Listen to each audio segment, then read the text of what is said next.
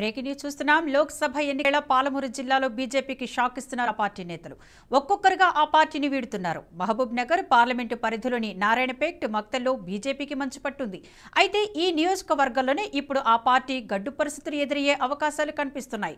గతంలో మక్తల్ నుంచి బీజేపీ అభ్యర్థిగా పోటీ చేసిన జలంధర్ రెడ్డి, నారాయణపేట నుంచి పోటీ చేసిన రతంగ పాండురెడ్డి, రాష్ట్ర మైనార్టీ విభాగం కార్యదర్శి మహబూబ్ అలీ, జిల్లా ప్రధాన కార్యదర్శి రఘురామయ్య గౌడ్ పార్టీని వీరారు.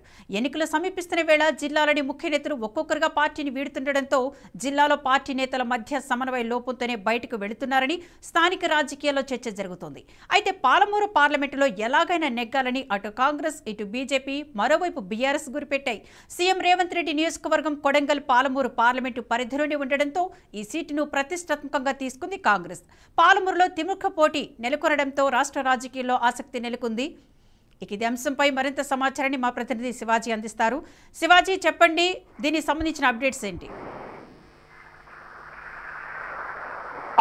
గత కొద్ది రోజులుగా ఉమ్మడి పాలమూరు పార్లమెంటుకు సంబంధించినటువంటి రాజకీయాలు అయితే రసవత్తరంగా కొనసాగుతున్నట్లుగా మనకు కనబడుతుంది.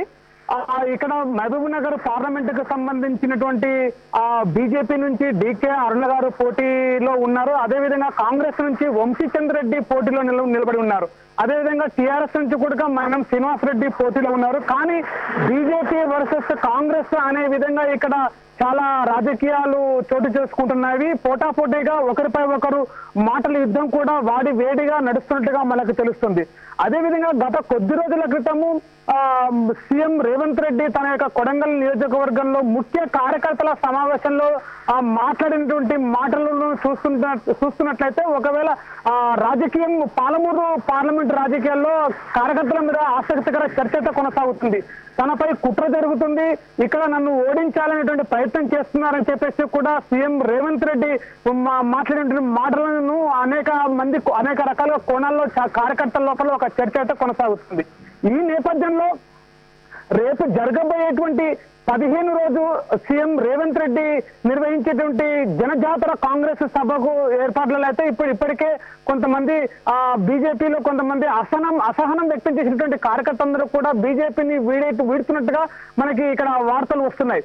అదేవిధంగా గతంలో చూసినట్లయితే ఇక్కడ బీజేపీ అభ్యర్థిగా పోటీలో ఉన్నటువంటి డీకే అరుణ ఏదైతే సొంత నియోజకవర్గం కాకపోయినప్పటికీ కూడా తన యొక్క పుట్టింటి ఇల్లు అయితే బంధువులు ఉన్నటువంటి ఏరియా నారాయణపేట ఉన్నటువంటి ఏరియా.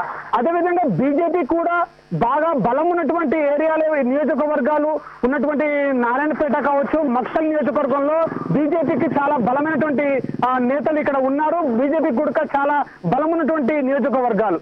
ఈ నేపథ్యంలో రేపు ఉన్నటువంటి 2 రోజుల క్రితమే ముఖ్యమైనటువంటి నేతలు పాలమూరుకి ముఖ్యమైనటువంటి నేతలు ఎవరైతే ఉన్నారో నారాయణపేటలో గత అసెంబ్లీ ఎన్నికల్లో రతన్ పాండ్రెడ్డి బీజేపీ ఎమ్మెల్యే అభ్యర్థిగా పోటీ చేశారు. అతని కానీ మక్తల్ నియోజకవర్గం నుంచి పోటీ చేసినటువంటి అభ్యర్థి జలంధర్ రెడ్డి కానీ వీళ్ళిద్దరూ కూడా ముఖ్యమైన కార్యకర్తలుగా ఇక్కడ మనం చూడొచ్చు. అదేవిధంగా జిల్లా ప్రధాన కార్యదర్శి అదేవిధంగా రాష్ట్ర మైనార్టీ విభాగానికి సంబంధించినటువంటి వ్యక్తి కూడా రాజీనామాలు పూర్తి చేశారు.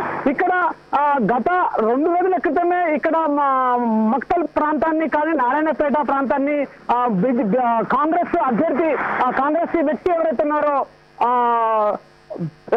వాళ్ళు అక్కడ పర్యటన జితేందర్ రెడ్డి పర్యటన చేసిన తర్వాత ఈ యొక్క రాజీనామాలకు తావిచ్చినట్టుగా మనకు కనబడుతుంది. అదేవిధంగా రేపు జరగబోయేటువంటి ఆ సభలో ఎవరు చేరబోతున్నారు, అసలు వీళ్ళు కేవలం రాజీనామాకే పరిమితం అయిపోయి ఉన్నారా, లేకపోతే ముఖ్యమైన నేతలందరూ రాజీనామా చేసినటువంటి వ్యక్తులు కాంగ్రెస్ లో చేరబోతున్నారా, ఎవరు చేరుతారు ఎవరు చేరని అనేటువంటి విషయంలో అయితే ఇప్పటికైతే స్పష్టత రాలేదు. కానీ రాజీనామాలు అయితే పూర్తి చేశారు. ఇప్పటికే బీజేపీ అధిష్టానాన్ని కూడా అందించినట్లుగా మనకి సమాచారం ఉంది. ఈ నేపథ్యంలో ఇక్కడ కొడంగల్ నియోజకవర్గానికి సంబంధించి సీఎం రేవంత్ రెడ్డి నియోజకవర్గంగా ఇక్కడ బీజేపీ మహబూబ్ నగర్ పార్లమెంట్ పరిధిలో ఉంది కాబట్టి సీఎం రేవంత్ రెడ్డి కూడా ఉమ్మడి మహబూబ్ నగర్ లో ఉన్నటువంటి 2 స్థానాలను కూడా మహబూబ్ నగర్ నాగర్ కర్నూలు 2 పార్లమెంట్ స్థానాలను కూడా కాంగ్రెస్ కైవసం చేసుకోవాలి.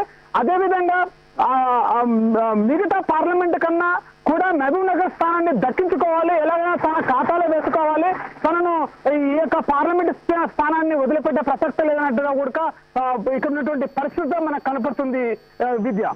Thank you for the update Shivaji.